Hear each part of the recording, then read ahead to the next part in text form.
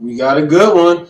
They're applauding, but it's kind of sad because this video that you are about to see, we have a shortage of prison guards, correctional officers. We have a shortage, and some crazy things are happening, and inmates have recorded something that is very, very crazy, very, very crazy. And the only way they found out was by the recording of this inmate. Check this out. What's up, y'all? We watching Hot Facts with Robert Radio. Shot inside a Georgia prison provides a stark example of how few officers are actually on the job these days. The video shows a dead prisoner slumped over a cell block railing while others complain he's been there for hours, all because no officer is on duty in their section of the prison. Fox 5 I-Team reporter Randy Travis investigated the video and the disturbing number of job vacancies in Georgia Department of Corrections. Randy? That's right, Russ and Courtney. The Department of Corrections knows it has a problem attracting and keeping employees. They've raised pay, held job fairs across the state, but in some prisons like this one, records show they have only a third of the staff they need. As you can see, it is Sunday, July 3rd at 8:17 a.m. This anonymous prisoner recorded multiple videos of a gruesome scene at Ware State Prison. We'll let him tell it. No officer have came back in this building and checked on nobody in over 3 hours. We have an inmate here that is dead, been hanging right here for the last... Come on, man. He's dead. They said he's been hanging there for 3 hours. 3 hours. Past 2 hours, at least 2.5 hours, dead. We've blurred the image of 54-year-old John Eckers serving life with parole for murder. His body was balanced on the railing of the second level, arms dangling down. A Department of Corrections spokesman says staff arrived 18 minutes after this video was recorded. Dead. It's crazy. This is crazy. Investigators determined foul play is not suspected. But that's not the biggest question here. Why couldn't you guys have alerted the staff earlier? How could we when no one is in the booth, when no one is around? One of Eckers' fellow dorm members agreed to talk to us from his bunk. Hold up, they said they don't suspect no foul play. I guess they just think inmates killing each other is just regular. As long as we did not show his face. Is the Georgia prison system a more dangerous system now than in the past because of staffing? Well, of course it is. Of course it is. Let's go. Georgia's prison system is already under federal investigation. The U.S. Justice Department building its case, starting with lawsuits filed by the Southern Center for Human Rights. You have many facilities across the state running staffing vacancy rates that are close to 70%. So you really only have one officer in a situation where you needed 3. According to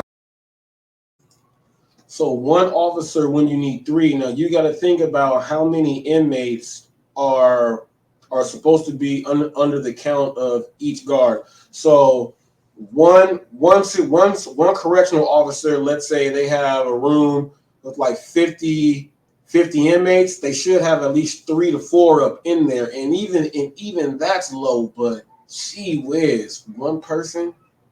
Records Christina Remlin and her staff collected, Ware had a 68% job vacancy rate in January. The DOJ investigators actually paid a visit to Ware days before Eckers' body would be left hanging over a railing for hours. I can't imagine a more dramatic illustration of the total crisis of violence and chaos inside of our prison systems. The Department of Corrections turned down our request to interview Commissioner Timothy Ward. In a written statement, a spokesperson said, "We remain committed to ensuring the safety of both staff and offenders, and we continually evaluate any need for improvement in our processes." I think the Department of Correction is trying. But what about video cameras? Like the cameras don't work in there, and is there, since there's less people, in the pod or in the tier walking around, how come there's not no one watching the video camera? To manipulate the free world to saying that it's not a problem. Before he finished his sentence last year on drug charges, Andrew Richardson said he was stabbed by a fellow inmate multiple times. And I was bleeding out in 3 ways, like the cartoon, the water coming out the cartoon, just bleeding, bleeding, bleeding, bleeding, bleeding. I'm passing out. He want an officer 100 foot away from him. No help. He said the lack of officers made life more dangerous than when he first went to prison nearly 20 years ago. I know that sounds crazy, but man, the guard should be there, but people, that's why you don't go to jail. Stuff like that can happen. And for anyone who doesn't care about what happens to inmates, if a federal investigation determines civil rights violations, Georgia taxpayers could be on the hook for a lot of money. I accepted my punishment. I took it. Now it's time for the Department of Correction to take their wrongdoing and to fix this. They seem to be trying. By joining the Georgia Department of Corrections, you become part of something. Recruiters fan out across the state nearly every week. Entry-level pay is now more than $18 an hour. But in this economy, job seekers can likely find similar pay without the downside. The job is a very, very traumatizing one, and in this context. And that is true. While I was over there at the Harbor Freight, the distribution center, there was a guy that came and he was a correctional officer in Lebanon, in Indiana, and he said they were getting paid like $17 an hour. And he said coming out here to California and working at the warehouse is very, very, very, very, very, very safer. And it's way better paid benefits, and you don't have to do all that stuff. They got to start paying these people more. They got to start paying these people more.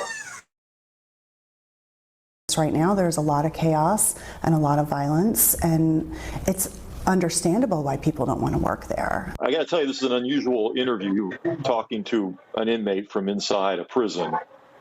Why did you feel so strongly that you wanted to talk to me? Well, because the people that need to get the proper attention are dying that don't need to be dying. If they have the proper, staffing, people will get the attention that they need.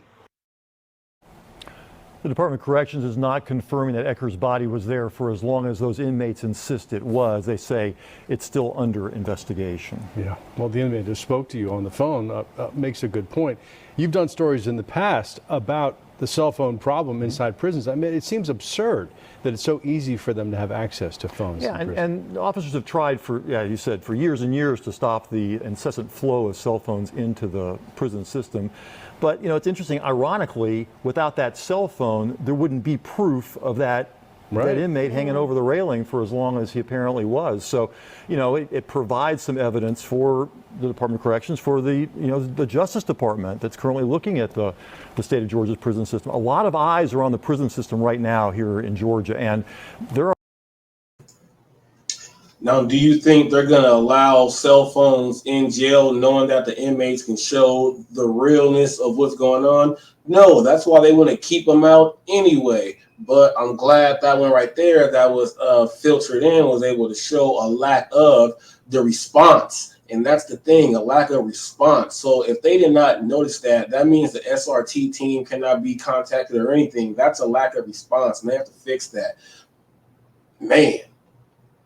There are a lot of talk about what to do if they can't get enough staff, some perhaps radical ideas like reducing the number of prisoners through early release and things like that. Not to the point yet where it's going to be implemented, but they're talking about it right now. So this is a situation that's serious for the folks inside the prison who work there and who serve time there, and perhaps for the ones outside the system as well. Yeah, well, when it comes to things like violence, and then also, what you're pointing out with the cell phones, clearly the understaffing can cause more than one issue. You can get away with a lot of bad things when there are not enough eyes watching what's going on. Yeah. All right.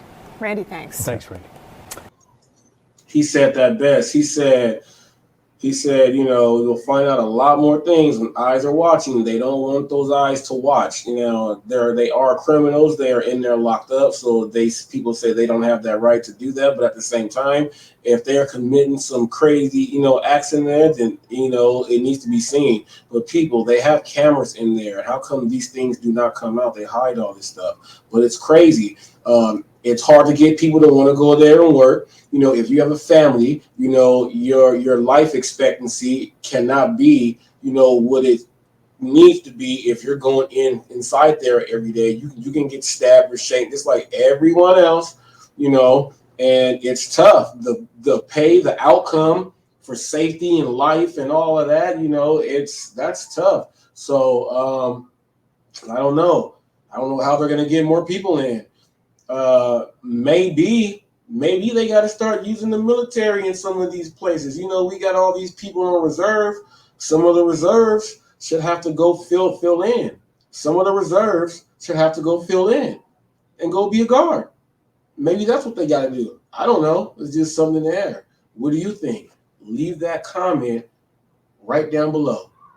Make sure you guys do like, share, and subscribe everything that comes out of this. Peace out.